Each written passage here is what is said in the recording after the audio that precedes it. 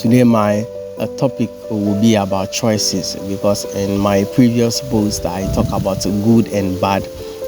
That always we have these arguments in society about what is good and what is bad. So when you become aware of yourself, or when you become conscious, you be able to realize that there are no good or bad, but there are choices. So I want to dive deeper into choices so that we can be able to have a fair knowledge about these choices and how they can help us grow better.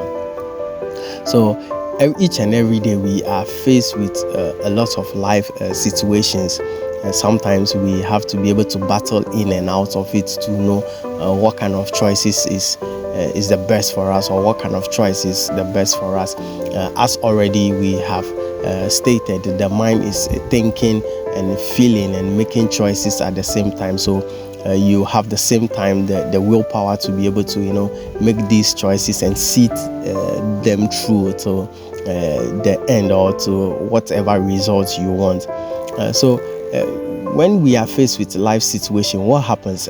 So in my case, when I started following spirituality, or when I started practicing spirituality, it was something that has not been done in my family before, or it was something that I've not seen before. But when I got introduced to it, I became interested so much, because it was something that was genuinely talking about me, or genuinely seeking my kind of power and opinion to source at the same time. It wasn't from me going through anybody. So I am born in a traditional home, because my dad is a pure traditionalist. So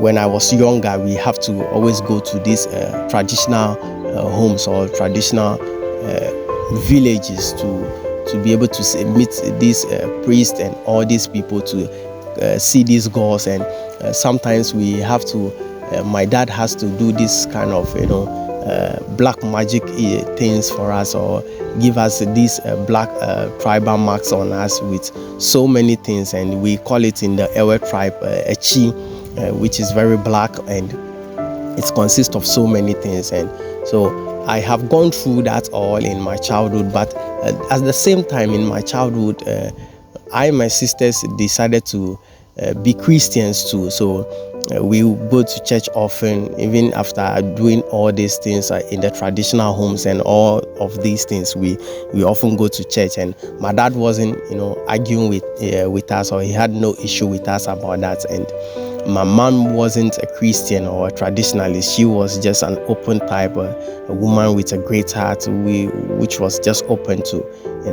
living a good life, and she has so much love in her. So growing up, I have faced these two big religious groups in the African home, and that is the Christian religion and the traditional religion. I've gone to so many of the churches before. I've gone to so many of the traditional houses too before.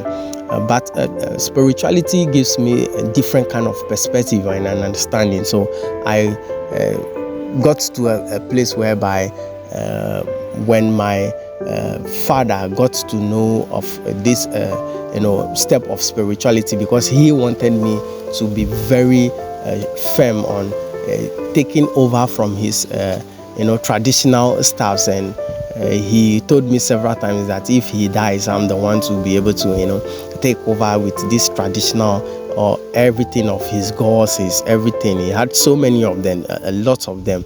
And my sisters too also were also angry at me for the fact that I was also not a Christian any longer, because I wasn't paying attention to the fact to pray in the name of Jesus any longer.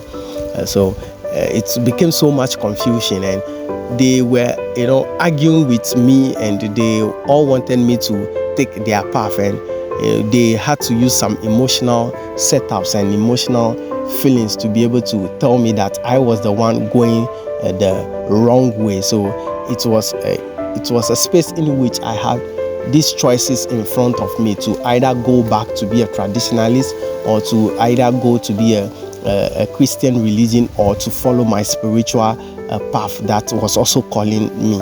So I had these three big choices in front of me. When I go to the traditionalists, my sisters will tell me it is a bad choice, or it's a bad decision, because they also want me to be a Christian. They also see the Christian religion to be the good religion, and see the traditional religion to be the bad one. So, but even if I should go to the Christian religion home too, my dad will also see it as a bad decision, because he also, perceived the traditional religion as the best, or as the good decision for me. So, I was fighting between these things, and in these things, what was the most surprising thing was that nobody was ready to hear me out, or nobody was ready to know what actually I wanted, or what kind of choice that I wanted in that moment, what kind of decision I wanted, what really is meant for me as an individual. Because even if I should go the traditional way, my dad is not always going to be there to be with me or live the life for me. Everything I will face, everything I'll go through, he will not be there to do that for me.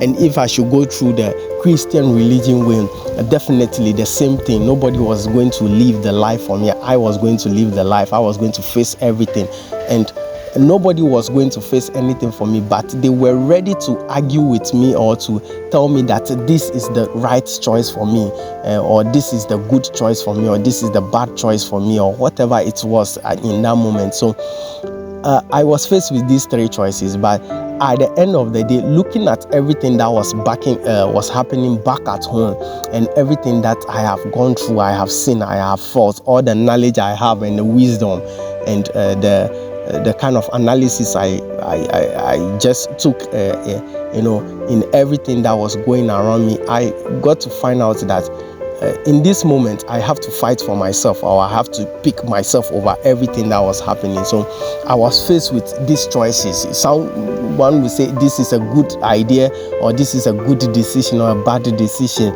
But I was faced with only choices in that moment. And in these choices too, it was all going to be life I'm going to be living. And if I should take any of that choices in that moment, I still have to go into it and be able to think if this is good or this is bad in every daily life activity I was going to involve myself into. So I was faced with these choices, and it was a chaos, and I had to make a decision. So I went for the spirituality, and that's what I chose me. I decided to choose me, to see what was going to happen. And when I chose me, it became a different story altogether. Everybody left me hanging. The love lost at that point, the love that we were taught, and my sisters had in them as Christian religious people, was lost at once. My dad, for sure, as a traditionalist, was also above everything, and it was chaos. But I chose myself in them, and because I was faced with these decisions, and there were choices that I needed to make, and whether it was good or bad, it was something I'm going to face, because I was the one responsible for my life, or I was the one who was going to create my reality myself, not anybody else creating the reality for me. And it was a disturbing choice, but I had to choose myself in there, because spirituality was something that was so great to me, and I love the idea. I love everything about it, and it's brought so much love to me. So what I just want to tell you is that whenever you are faced with choices in life, you must become conscious, and you must become aware to be able to pick yourself over everything. Pick yourself first. As an individual, you matters the most to yourself. You don't get to lose yourself for any other thing. You don't get to lose yourself for any other anybody's kind of way of life, or kind of way of idea about life. But you should be able to choose yourself, or you should be able to make choices that is will help you create a better reality for yourself, because you are the one going to face it.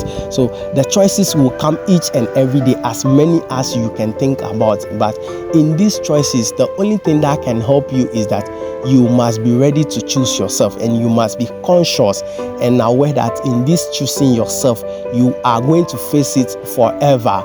So don't think making this choice today, yourself today, is something that is going to end that day. It's going to be something you have to face forever. So are you ready to face it forever? How is it going to be? Can you do it? Will you be able to do it day and night? Is it a must that you need to do?